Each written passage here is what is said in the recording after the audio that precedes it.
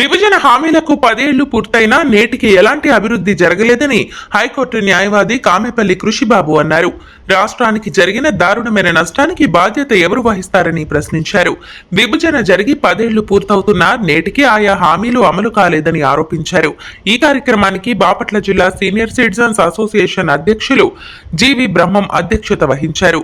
కేంద్ర రాష్ట్ర ప్రభుత్వాలు ఆంధ్రప్రదేశ్ రాష్ట్రానికి ఇచ్చిన హామీలన్నీ అమలు చేయాలని, అమరావతి రాజధాని నిర్మాణం చేపట్టాలని పలువురు వక్తలు కోరారు. రాజధాని లేని రాష్ట్రంగా ఆంధ్రప్రదేశ్ ఉండటం ఎంతవరకు సమంజసమని ఆవేదన వ్యక్తం చేశారు.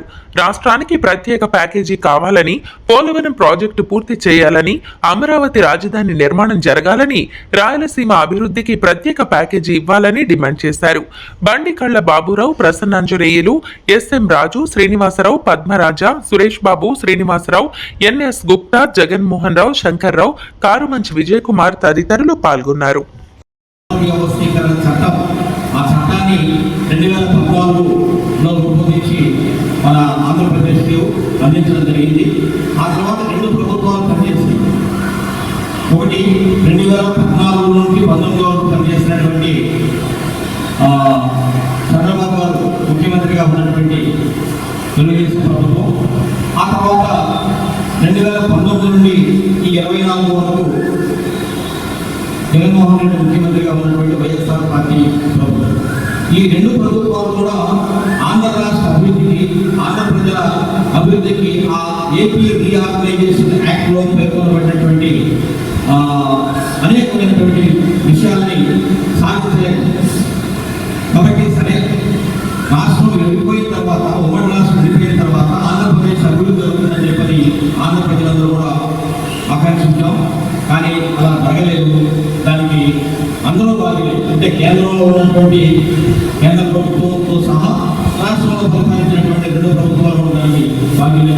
రాజకీయ పార్టీలు విమర్శించేటువంటి విధానాలు కాదు, కానీ మొత్తం మీద ఒక సాంస్కృతికమైనటువంటి విషయంగా, సామాజికమైనటువంటి అంశాలను కూడా స్పందించేటువంటి కార్యక్రమంగా నేను చేస్తున్నాను. కాబట్టి ఆ విధంగా రేపటితోటి 10 ఏళ్ళు పూర్తయినా రేపు తర్వాత జరగబోతున్నటువంటి 4వ తేదీ రాబోతున్నటువంటి రిజల్ట్స్లో ఏదో ఒక ప్రభుత్వం, రాష్ట్ర ప్రభుత్వం అనేటువంటి ఏర్పడుతుంది, కేంద్ర ప్రభుత్వం ఏర్పడుతుంది. ఆ కేంద్ర రాష్ట్ర ప్రభుత్వాలు రాష్ట్రానికి, ఆంధ్రప్రదేశ్ రాష్ట్రానికి జరిగినటువంటి అన్యాయానికి వాళ్ళు బాధ్యులుగా తిరిగి రాబోయేటువంటి రోజుల్లో రాష్ట్ర రాజధాని ఆ రోజు అమరావతి అని చెప్పి నిర్ణయించారు. ఆ అమరావతి రాష్ట్ర రాజధాని అని చెప్పని తిరిగి ఏర్పడాలని చెప్పని, అలానే పోలవరం ప్రాజెక్టు, అలాగే వెనుకబడినటువంటి జిల్లాలకు, రాయలసీమ, ఉత్తరాంధ్ర జిల్లాలకు సరైనటువంటి ప్యాకేజీ ఇచ్చేటువంటి అభివృద్ధి చేయబడినటువంటి, అలాగనే ఇన్ఫ్రాస్ట్రక్చర్, పరిశ్రమలు, అలాగనే పోషక కారిడార్, మరి ఇంకా అనేకమైన